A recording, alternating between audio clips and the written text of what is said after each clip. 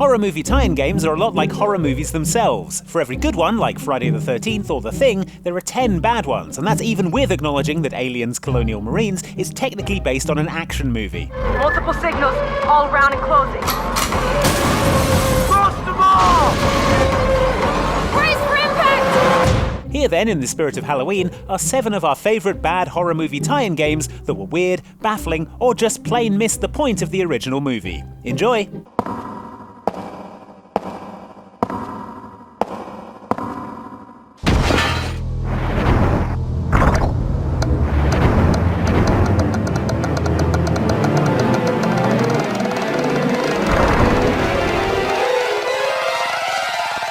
Released for the Nintendo Wii in 2009, Ju-On the Grudge Haunted House Simulator aimed to capture the spine-tingling chills of the Grudge series of films, in which a selection of spooky ghost children terrorize people by being spooky ghost children. It's usually enough.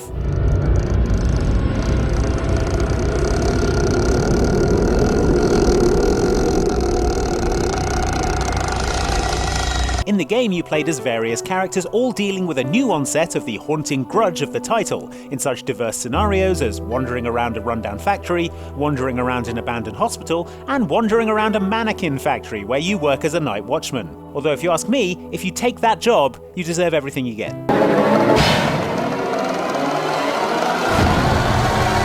What starts as a promising concept is almost immediately ruined by the fact that whichever character you're playing as, they are the reigning, defending, and undisputed world champion of slow-ass walking.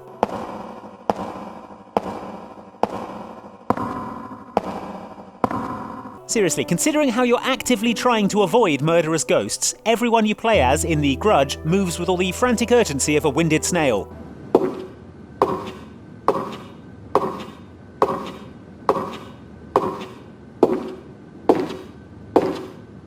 To break the monotony of trudging glacially back and forth through the levels, one of the aforementioned ghost children will occasionally grab you for anticlimactic scares, where they jump you in doorways,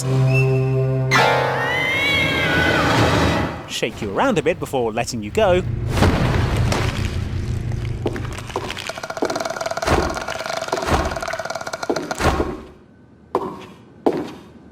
or pop into view like the toasty guy from Mortal Kombat. I added the sound. It was almost exciting there for a second. So on the negative side, it's ponderous, boring, and incredibly slow, but on the plus side, hey, at least it's short, clocking in at around 2 hours for a complete start-to-end playthrough. Oh, I gotta take this. It's probably the Ghost Kids.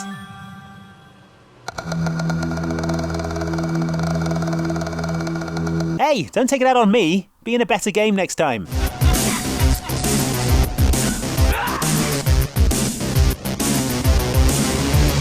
The Child's Play series of horror films tells the inspirational story of Chucky, a notorious serial killer whose soul has become transplanted into a kid's doll, but who doesn't let that get in the way of his career. There's nothing nice about murder. And there's nothing innocent about child's play.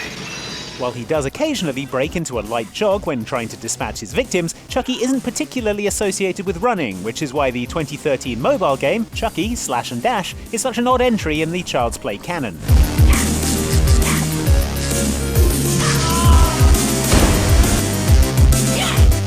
It's an endless runner in which you control Chucky on a rampage through the Good Guy Doll Factory, swiping left and right to turn corners, up and down to dodge obstacles, and slashing across the screen to kill security guards, factory workers, and anyone else who decides to show up. It's not inherently a bad concept, but the game suffered from poor controls and was as good at ignoring your frantic swiping as an uninterested Tinder match. You have got to be kidding. Also, Chucky is a supernatural, unkillable haunted doll. I think he could probably handle a low-speed collision with a forklift. Guess not.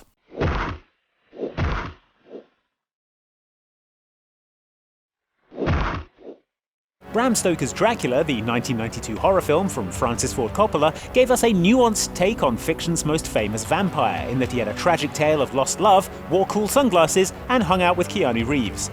Fans of that film who played the Sega CD video game adaptation, however, might find themselves wondering if they'd been in the bathroom during the scene when Jonathan Harker kung fu kicked 200 bats to death on his way to Dracula's castle. Yes, because thoughtful examinations of obsession and grief don't tend to work super well as video games, the video game adaptation of Dracula was instead a side-scrolling beat-em-up in which a digitized, definitely not Keanu Reeves, strode his way across Transylvania, punching ghosts to death. Something else you won't find in the movie, or indeed the original novel, is a scene in which Jonathan Harker kung fu kicked Lucy Westenra's head clean off her shoulders. Embrace me, my love. Embrace so you come to... I'd ask if you have any respect for literature, Harker, but I see you're kicking books to death now, so don't mind me. Robert? Hello? Hey. Hey, stop, lady.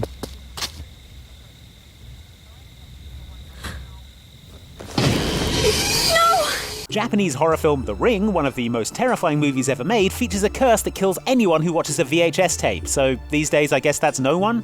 That's presumably why the premise was updated for the tie-in video game adaptation called The Ring: Terror's Realm. In it, the deadly curse was transmitted via a cursed computer program rather than a videotape.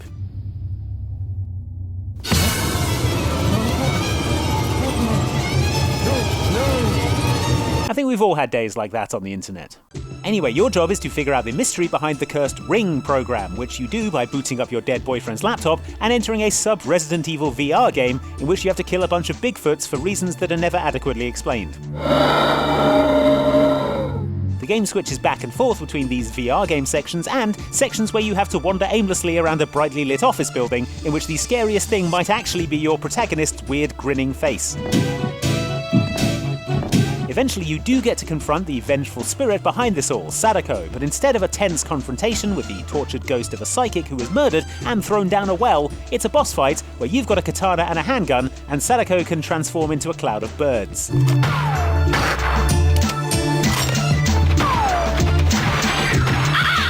Well, if I wasn't cursed before, I'm pretty sure I am now, thanks game.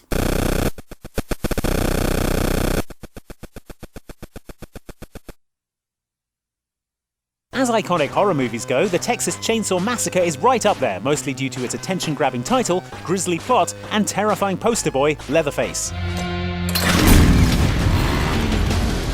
That's a more recent video game Leatherface, making a cameo in the Mortal Kombat series, but for an actual Texas Chainsaw Massacre tie-in video game, we look back to 1983 and the Atari 2600.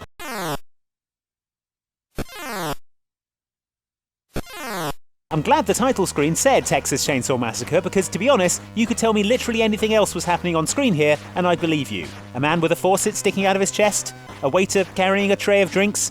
Seriously, little help?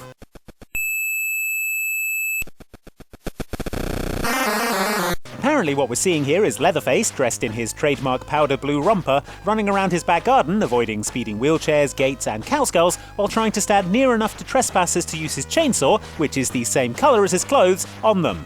At this point they turn into a coffee pot, looks like. You do this until you kill all the trespassers, run out of gas for the chainsaw, or run out of patience with this game. See if you can guess which one is more likely to happen first.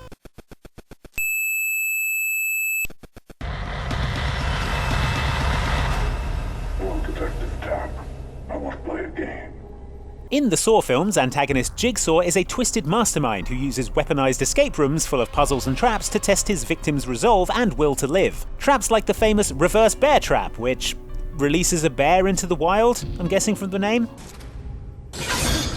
Oh, no, it tears your head in half. Cool.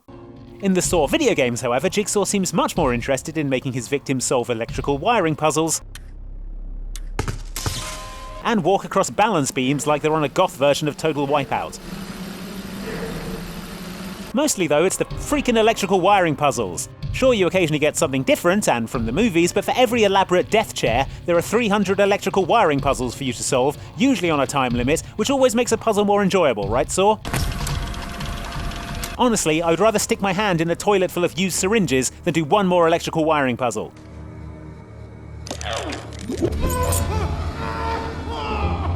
Okay, that one's on me.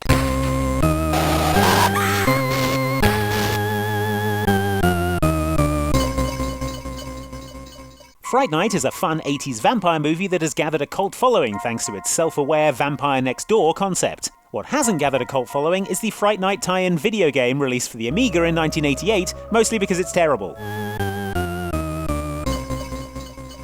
In it, you play as Jerry Dandridge, the vampire antagonist from the movie, and have to roam around your house, a bizarrely decorated Gothic manor, looking for intruders to kill and feed upon.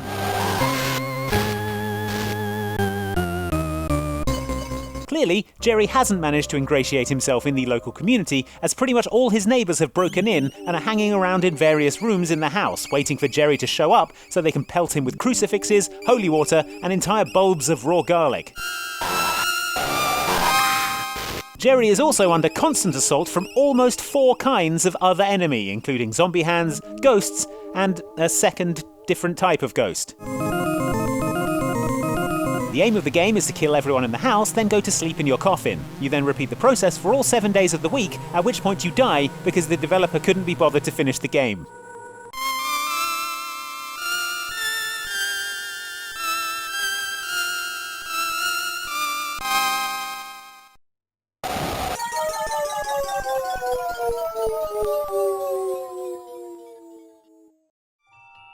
I can be bothered to finish this video though by saying thanks for watching. If you enjoyed that, then why not drop us a like and subscribe to Outside Xbox, and you could even hit the bell button to get a notification every time there's a new video like this one. Happy Halloween!